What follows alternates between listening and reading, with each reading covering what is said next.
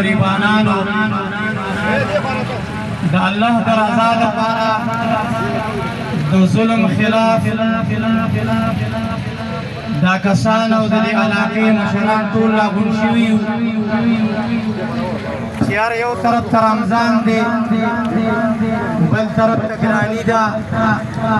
بل ته بابو سیلونه راوړه خراب بل طرف ته زمونږه بېوسي او غریبي ده عزتمندو تاسو ته پته ده چې ټول عمر د غریب په نوم باندې اواز د دې علاقې نه پورته کېږي او بیا د غریب چې کوم دی خپې وهلې کېږي د غریب په نوم باندې هر سړی ځان اوږدې ته رسي او بیا د غریب سړي چې کوم دی ملا ماتوي دغې په باره کې زموږ دا غریبانان دا مزدورکار راوتي دي او موږ هم د الله د رضا دپاره بغیر د لالچ نه د دې مزدورانو سره او دې غریبانانو سره ودرېدو د دوی د یو ظلم خلاف راوتي دي هغه ظلم دا دی چې زمونږه د KPK وزیر اعلی صاحب هغوی صوبایي حکومت له د دې غریبانانو دپاره د دې رمضان دپاره او بیا د دې عید او د دې اختر د خوشحالۍ دپاره یو پیکج ورکړی چې هر غریب سړي ته به دا پیکج میلاو شي ځان له به غریبانان به ځان له ماشومانو له وریجې والي ځان له به ماشومانو له د اختر سامان والي ځان له به غریبانان خپل بچو له جامې والي زموږ بدقسمتي دا ده زموږ داسې وطن دی چې د ظلم خلاف راپاسي بیا تا سره په دې موقع باندې هغه غریبانان چې د چا لپاره موږ اواز پورته کوو هغه بیا په میدان باندې نه عزتمندو دا بغیر د لالچ نه بغیر چې کوم دی د لالچ نه موږ راوتي یو چې په دې رمضان کې کمې 10,000 روپۍ وي په غریب په نوم باندې راغلې وي د هغې هم څه پته ونه لګېدله بیا چې د اختر کمې 10,000 روپۍ راغلې وي د هغې هم څه پته ونه لګېده غریب سړی د هغه اواز خو څوک نه اوري یو ګیلې وکړه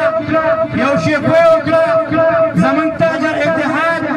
د جاپان د کمیټې ته یو ګیله وکړه چې یاره زموږ د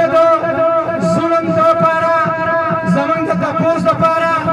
نه یو لیډر راځي نه د کلي یو مشر راځي نه د علاقې چې کوم دی ناموس نامي ګرامي سړی او مشر راځي مهرباني وکړئ تاسو چې کوم دی راپاڅئ او د دې مظلومانو د دې غریبانانو دپاره یو اواز پورته کړئ چې دوی څه دا ظلم ولې وشو د دوی څه چې کوم دی انصافي ولې وشوله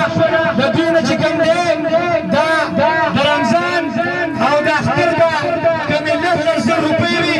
دا دې ولې چې کوم دی وشو کوېدلي دقې باره کې دا ملګري راغونډ شوي دي او زموږ د دې علاقې نامور شخصیت چې فرمان ورسره چې کوم دی بابو محمد خالق او سمنګه او زموږ د دې بازار د کمیټې مشر جناب جانزیب صاحب هغوی په دې موقع باندې ولاړ دي ډېر غریبانان ولاړ دي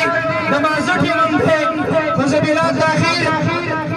مستر غیاث الدین له ټیم ورکومه الرحمن الرحیم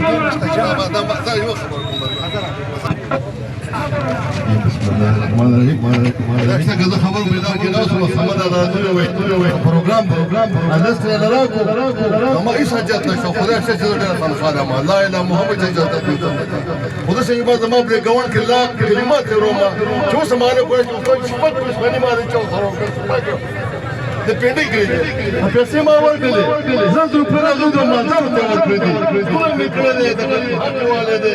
زه روپۍ باندې غریب دي